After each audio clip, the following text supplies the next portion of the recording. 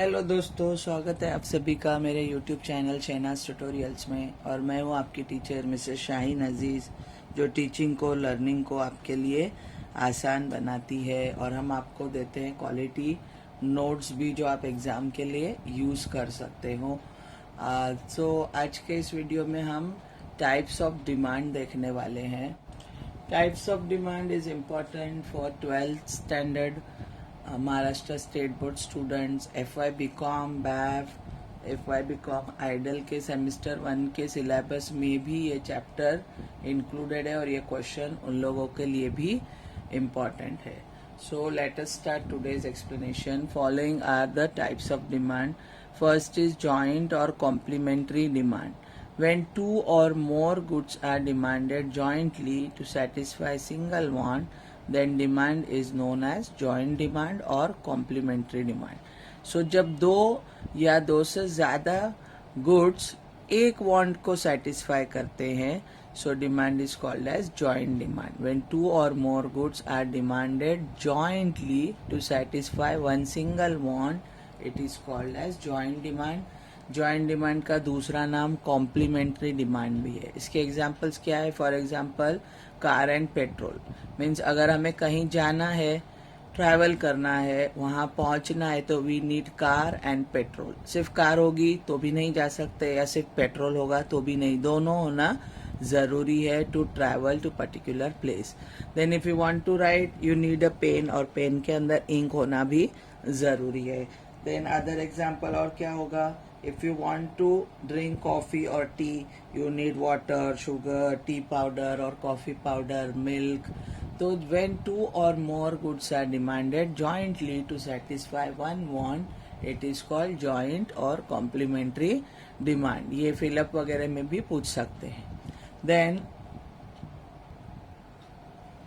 second type is composite demand. When a single commodity is demanded for several uses, the demand is said to be composite demand. एक ही commodity है और आप उसके बहुत सारे uses कर रहे हैं, सेवरल मतलब बहुत सारे, उससे आपके डिमांड सेटिस्फाई हो रहे, तो demand is said to be composite demand. For example electricity. So electricity ऐसी चीज़ है जिससे हम मल्टीपल टास्क कर सकते हैं। हमारे लाइट्स, हमारा फैन, AC, रेफ्रिजरेटर, आजकल कुकिंग भी होता है इलेक्ट्रिसिटी पे, वॉशिंग क्लोथ्स, मोबाइल चार्ज होता है, वी कैन वॉच TV। सो देर बहुत सारे काम है जो इलेक्ट्रिसिटी हमारे करके देती है। सो इलेक्ट्रिसिटी की डिमांड कैसी है? Composite demand. So when single commodity is demanded for many uses, several uses, the demand is composite demand. इसके आगे और अगर एग्जांपल लिखना है तो you can write of plastic. Plastic भी बहुत सारे पर्पस के लिए यूज होता है। कंप्यूटर्स की भी कंपोजिट डिमांड है, because computer is also use for many purpose. Then next type is derived demand. Derived demand को इनडायरेक्ट डिमांड भी कहते हैं. When goods are demanded for production purpose, the demand is said to be derived demand. For example, machines, raw materials, etc. So जब goods जो है वो capital goods होते हैं और प्रोडक्शन पर्पस के लिए डिमांड किए जाते हैं, तो उनकी डिमांड जो है वो डिराइव्ड होती है, डायरेक्ट नहीं होती है, इनडायरेक्ट होती है। एग्जाम्पल्स हमने देखे, मशीनरी, रॉ मटेरियल्स एक्सेट्रा। इसका मतलब ये है कि अगर जो भी मशीन्स है, रॉ मटेरियल है, उससे बनने वाले गुड्स को डिमांड आती है, तो इनकी डिमांड ऑटोमेटिकली जो है वो बढ़ जाती है। Means they are not directly demanded, but they are demanded in indirect way. Fourth type is direct demand. When goods are demanded directly for consumption purpose, demand for such goods is said to be direct demand. So जब goods consumer directly demand करता है to satisfy his want, the demand is said to be direct demand. For example, demand for all consumer goods like food, furniture, book, pen, all these are consumer goods, and when they are demanded by consumer, the demand is said to be direct demand.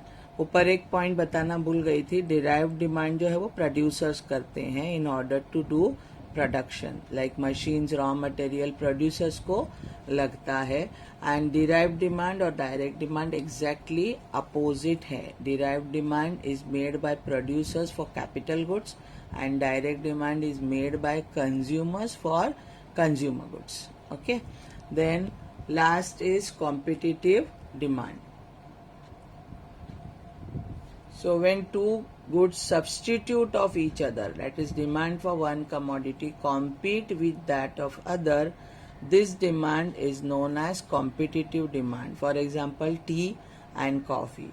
तो जब दो goods substitute होते हैं एक दूसरे के, वो लोगों में जब कंपटीशन होता है, when they compete, one commodity compete with the other, then that demand is called as competitive demand. For example, tea and coffee, because tea is substitute of coffee या coffee is substitute of tea. तो इनमें जो competition होता है इनकी demand में, that is called as competitive demand. और एक एग्जांपल है पेप्सी एंड कोका कोला, ये भी एक दूसरे के सब्सटीट्यूट है. Lux soap and Vivel soap, ये भी एक दूसरे के सब्सटीट्यूट्स है.